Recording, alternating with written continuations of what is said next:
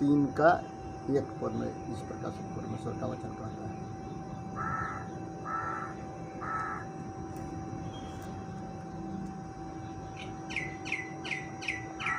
अंत में हे भाइयों, हमारे लिए प्रार्थना किया करो कि प्रभु का वचन ऐसा शीघ्र फैले और महिमा पाए जैसा तुम में हुआ, और हम टेढ़े और दुष्ट लोगों से बचे रहें, क्योंकि हर एक में विश्वास नहीं। प्रभु सच्चा और वह तुम्हें दृढ़ता से स्थिर करेगा और उस दुष्ट से सुरक्षित रखेगा।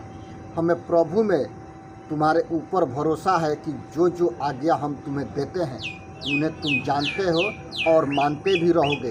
परमेश्वर के प्रेम और मसीह के धीरज की और प्रभु तुम्हारे मन की अगुवाई करे।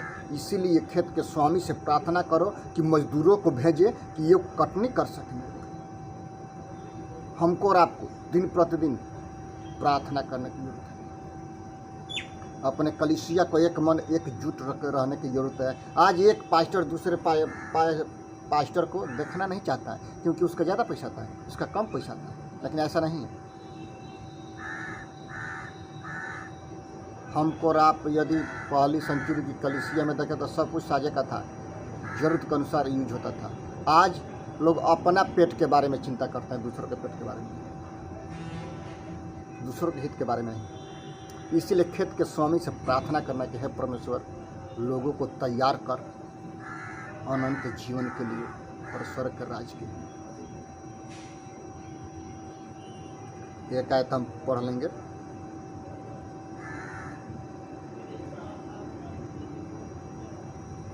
लूका 6 अध्याय का 12 और 13 पद।